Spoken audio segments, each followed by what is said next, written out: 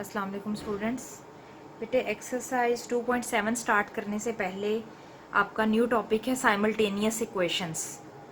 Simultaneous equations ऐसी set of equations होती हैं जिसमें इक्वेशंस के सॉल्यूशंस जो हैं वो कॉमन हों। फॉर एग्जांपल कोई सिस्टम ऑफ इक्वेशंस हैं जिसमें 3 इक्वेशंस पड़ी हैं या 2 इक्वेशंस पड़ी हैं, आप उन इक्वेशंस को आपस में सॉल्व करें और जो आंसर निकलेंगे वो आप सोल्यूशन सेट के अंदर क्लोज करके लिख देंगे, तो आप कहेंगे कि आपने साइमल्टेनियसली इक्वेशंस को सॉल्व किया है। तो प्रोसीजर कहलाता है साइमल्टेनियस सोल्यूशन, और जबकि इक्वेशंस को हम कहते हैं साइमल्टेनियस इक्वेशन। तो इसकी प्रॉपर डेफिनेशन आपकी बुक पे दी हुई है। इसकी बेटे 2 काइंड्स हैं, दोनों काइंड्स आपकी एक्सरसाइज 2.7 में दी हुई हैं। फर्स्ट काइंड है जिसमें एक लीनियर इक्वेशन दी हुई होगी, एक क्वाड्रेटिक दी हुई होगी। आपने लीनियर में से कोई एक्स या वाई, कोई भी आपका जो भी वेरिएबल दिल चाहे किसी एक की वैल्यू उठाकर क्वाड्रेटिक के अंदर पुट करेंगे, उसको सॉल्व करेंगे, आंसर निकाल लेंगे। जबकि दूसरी काइंड क्या है, उसमें दोनों क्वाड्रेटिक इक्वेशंस होंगी। तो दोनों क्वाड्रेटिक इक्वेशंस को सॉल्व करने का मेथड भी आप देखेंगे इस एक्सरसाइज में। अब एक्सरसाइज ओपन करें बेटा, क्वेश्चन नंबर 1 देखें। आपको एक लीनियर इक्वेशन दी हुई है, एक क्वाड्रेटिक इक्वेशन दी हुई है। तो अब इसका सलूशन आपने कैसे करना है, लीनियर इक्वेशन से किसी एक वेरिएबल या एक्स या वाई कोई एक वैल्यू उठा के इस क्वाड्रेटिक के अंदर पुट करेंगे, वहां से वेरिएबल का आंसर आ जाएगा। लेकिन बेटा आपको इसमें दोनों वेरिएबल्स के आंसर्स चाहिए। तो दोनों के क्यों चाहिए और उसको आपने सोल्यूशन सेट के अंदर क्लोज करके कैसे लिखना है, ये आप क्वेश्चन के एंड में देखेंगे। अभी क्या किया ये देखें, इक्वेशन 1 से इसको इक्वेशन 1 का नाम दे दिया, इसको इक्वेशन 2 का नाम दे दिया। इक्वेशन 1 से x हमने कैलकुलेट कर लिया। कैसे किया, y हम इक्वालिटी के इस तरफ ले आए तो 5 माइनस वाई एक्स की वैल्यू आपने लिख ली।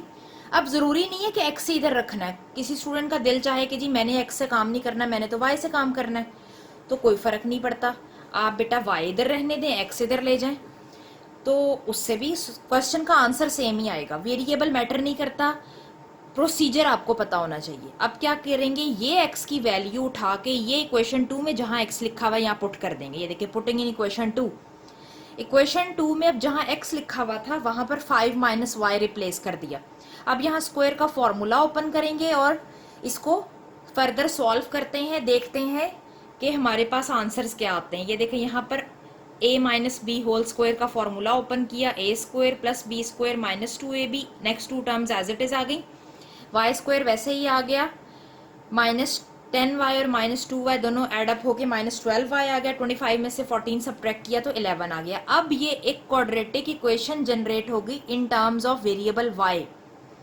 क्वाड्रेटिक इक्वेशन के सोल्यूशन आप लोगों ने पढ़े चैप्टर 1 में। अब आपकी मर्जी है, आप इसकी फैक्टराइजेशन करें, इसको क्वाड्रेटिक फार्मूले से सॉल्व करें। तो बेटा ज़्यादा बेस्ट प्रोसीजर जो हम टीचर्स आपको रिकमेंड करते हैं वो है फैक्टराइजेशन का। फैक्टराइजेशन ना हो रही हो तो फिर आ जाए क्वाड्रेटिक फार्मूले की तरफ।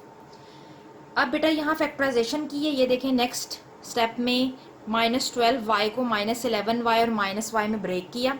फर्स्ट 2 में से y कॉमन लिया, नेक्स्ट में से माइनस 1 कॉमन लिया, तो 2 फैक्टर आ गए, एक फैक्टर y माइनस 1 और दूसरा फैक्टर y माइनस 11। दोनों फैक्टर्स को सेपरेटली 0 के इक्वल लिखा तो y के 2 आंसर आ गए, एक 1 और एक 11। यहाँ क्वेश्चन आपका खत्म नहीं हुआ, ये तो अभी एक वेरिएबल का आंसर आया, वेरिएबल y का। अभी वेरिएबल x का आंसर रहता है। दोनों वेरिएबल्स के आंसर्स आएंगे तब जाके आपका सोल्यूशन सेट कंप्लीट होगा। और अब x के आंसर्स कैलकुलेट करने के लिए आपने y यूज करना है, लेकिन अब इक्वेशन कौन सी यूज करनी है, ये इक्वेशन 3।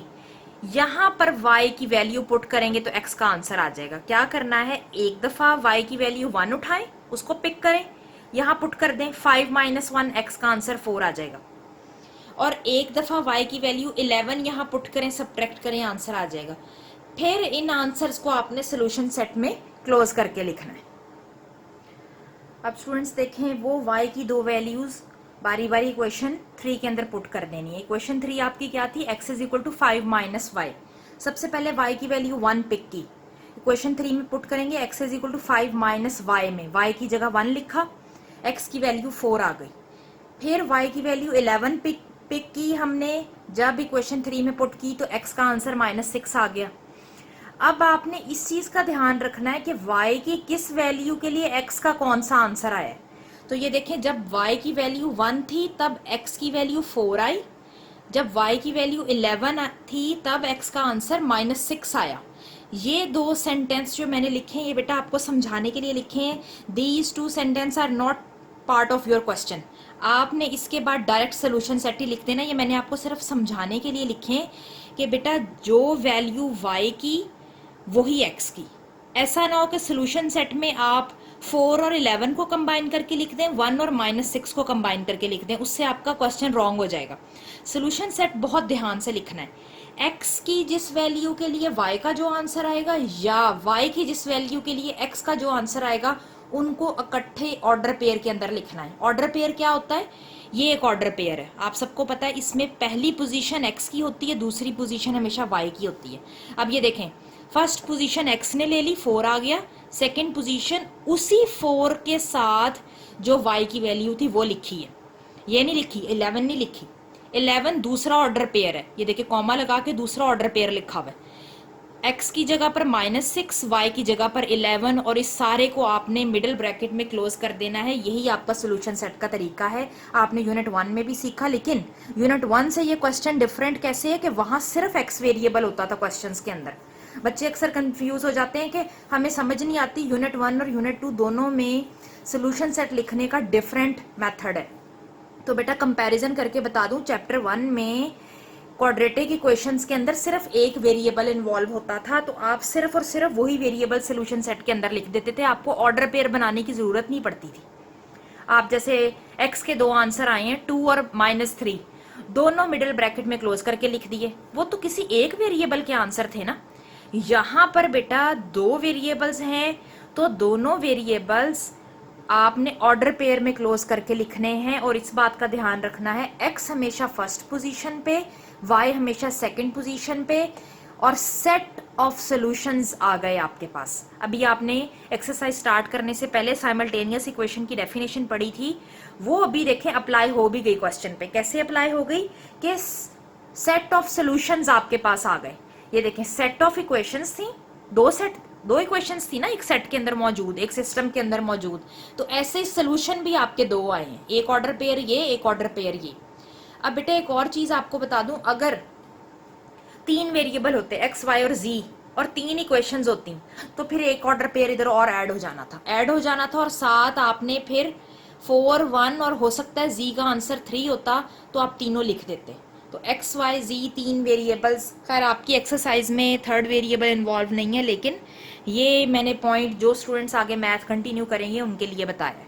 ठीक है, तो बेटा पूरी एक्सरसाइज में मेथड यही है, सिर्फ थोड़े से इजी आपको वो क्वेश्चंस लगेंगे जिनमें एक लीनियर और एक क्वाड्रेटिक दी हुई है। आराम से लीनियर से वैल्यू उठानी है, क्वाड्रेटिक में पुट कर देनी है। थोड़ा सा लेंथी प्रोसीजर किन क्वेश्चंस में है, जिनमें दोनों क्वाड्रेटिक इक्वेशंस हैं। अब बेटा एक्सरसाइज का सेकंड क्वेश्चन देखें, आपके सामने लिखा हुआ है 3x - 2y = 1 and x² + xy - y² = 1। ये दो इक्वेशंस हैं, एक लीनियर एक क्वाड्रेटिक है, एक विद पावर 1 और सेकंड विद पावर 2। अब हमने क्या करना है, लीनियर में से किसी एक वेरिएबल की वैल्यू दूसरे के अंदर पुट कर देनी है। तो क्या करेंगे, ये देखिए 3x इक्वालिटी के इस तरफ रहने दिया, 2y इक्वालिटी की जब दूसरी तरफ गया तो पॉजिटिव हो गया, फिर ये 3 भी ला कर डिवाइड कर दिया। अब x की वैल्यू 1 + 2y / 3 है। तो बेटा प्रोसीजर वही है, बच्चे वेरिएबल के आंसर से या वैल्यू से घबरा जाते हैं कि जी खौफनाक शक्ल आ गई है। फिर क्या हो गया अगर x की वैल्यू फ्रैक्शन में आ गई है, काम वही करना है।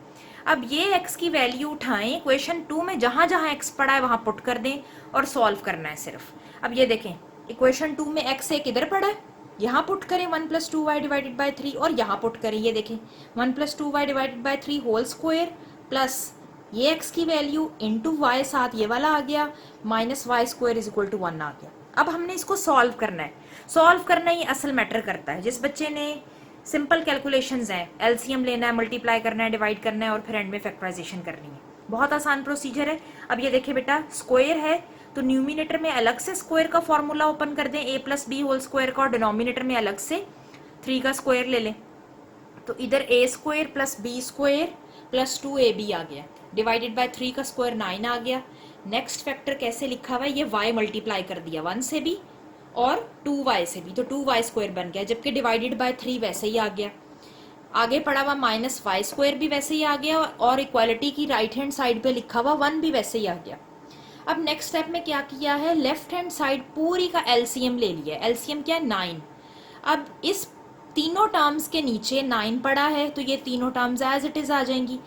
यहाँ पर डिनोमिनेटर में 3 है तो आप उसको 9 से डिवाइड करेंगे, वो आंसर ऊपर न्यूमिनेटर से मल्टीप्लाई करेंगे। तो ये देखें आंसर क्या 3 आ रहा है, रिमाइंडर वो आपने मल्टीप्लाई कर दिया y प्लस 2y स्क्वायर से।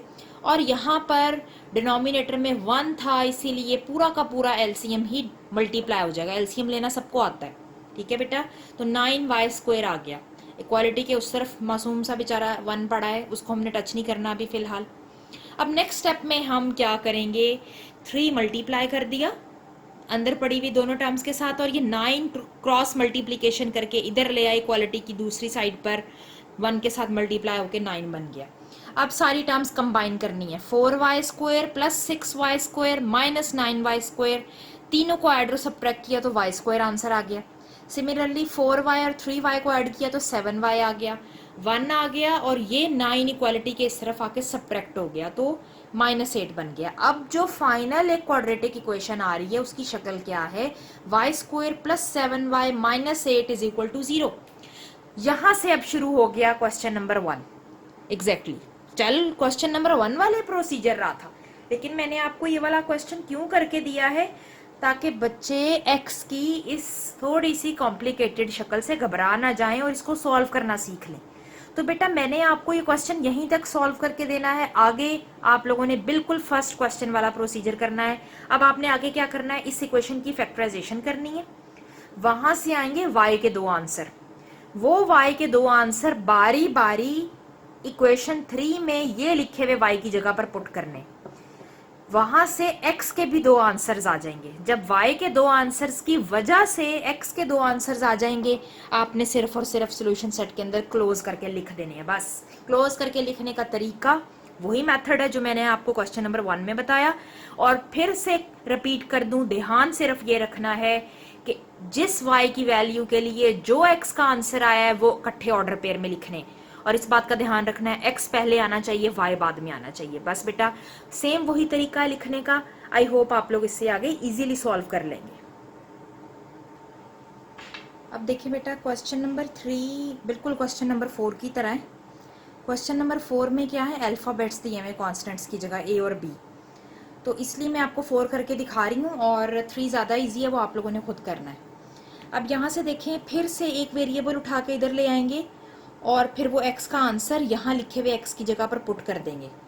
तो बेटा यही किया है, x की वैल्यू क्या आई, a माइनस बी और y इधर आके माइनस वाई, इसको इक्वेशन 3 का नाम दिया और यही वैल्यू इक्वेशन 2 में पुट भी करेंगे। इक्वेशन 2 में अब ये x लिखा हुआ है, ये देखें इस x की जगह पर a minus B minus Y put कर दिया। Next minus B over Y as it is आ गया।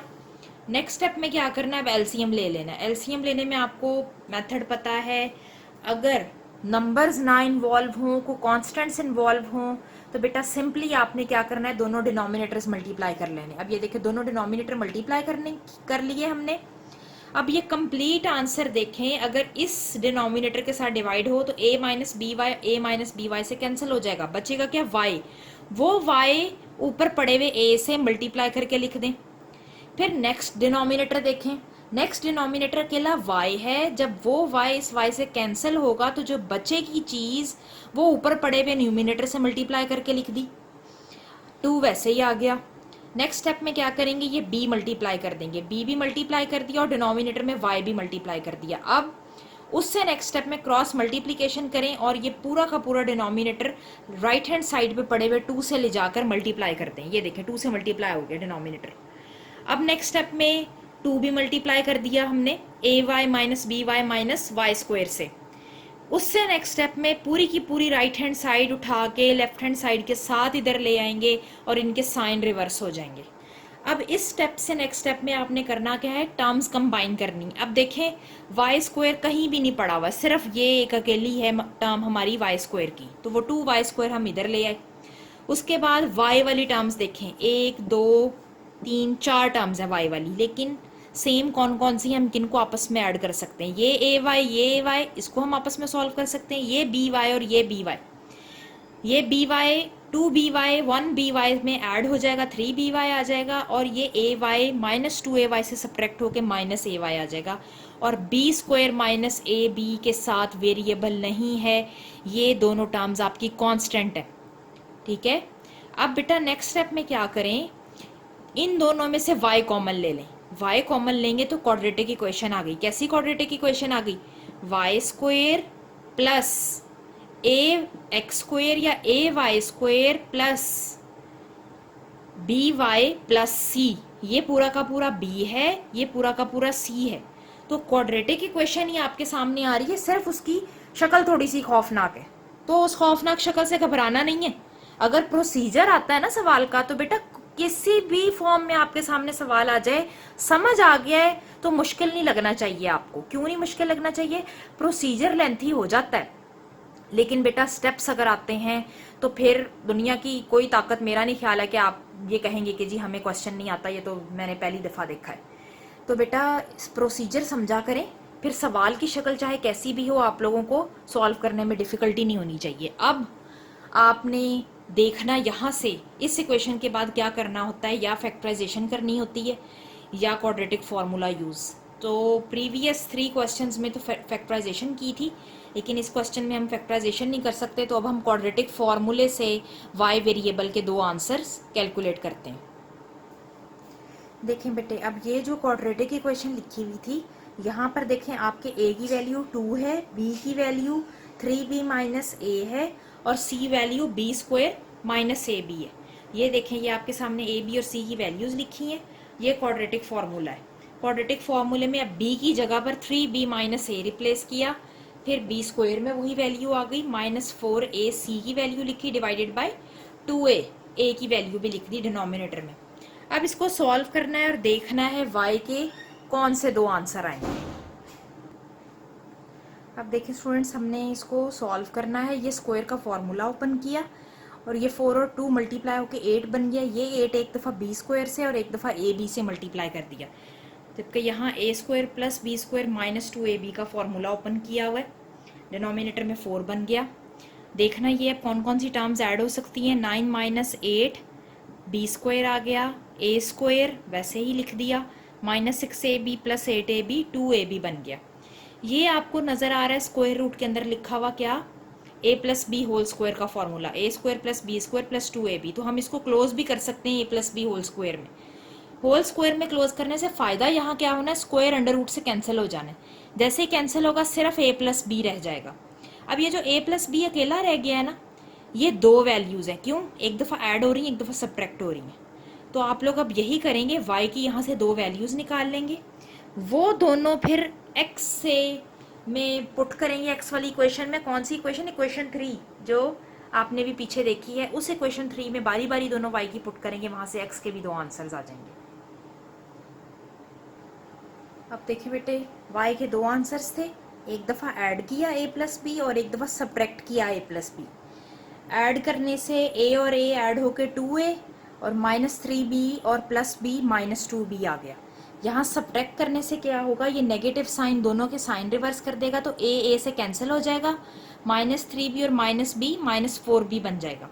जबकि यहाँ क्या किया हुआ है, 2 कॉमन ले लिया है, वो 2 कॉमन लेके नीचे पड़े हुए डिनोमिनेटर में 4 के साथ जब हम उसको सॉल्व करेंगे तो आंसर 2 आ जाएगा, जबकि यहाँ 4 से कैंसिल होके आंसर -b आ जाएगा। तो y की 2 वैल्यूज़ हैं, एक a माइनस बी ओवर 2 और एक -b। अब ये दोनों बारी बारी आपने इक्वेशन 3 में पुट करनी है, वहाँ से x के 2 आंसर्स निकालने हैं। उन x के आंसर्स की शक्ल भी ऐसी होगी जैसे y की है, मतलब अल्फ़ाबेट्स के साथ होगी। ठीक है बेटे, तो आगे आप लोगों ने खुद सॉल्व करना है। सेम इसी प्रोसीजर से x के 2 आंसर्स कैलकुलेट करें और उसको सोल्यूशन सेट के अंदर क्लोज कर दें। ठीक है, तो आपकी एक्सरसाइज के फर्स्ट 4 क्वेश्चंस एक कैटेगरी के थे, आज आप लोगों ने वही करने हैं। इंशाल्लाह नेक्स्ट लेक्चर में सेकंड कैटेगरी अब हम करेंगे, जिसमें दोनों क्वाड्रेटिक इक्वेशंस हैं। तो पहले आप लोग ये चारों क्वेश्चंस अच्छी तरह कर लें, ताकि आपको फर्स्ट केस जिसमें एक लीनियर और एक क्वाड्रेटिक होती है वो अच्छी तरह से समझ आ जाए।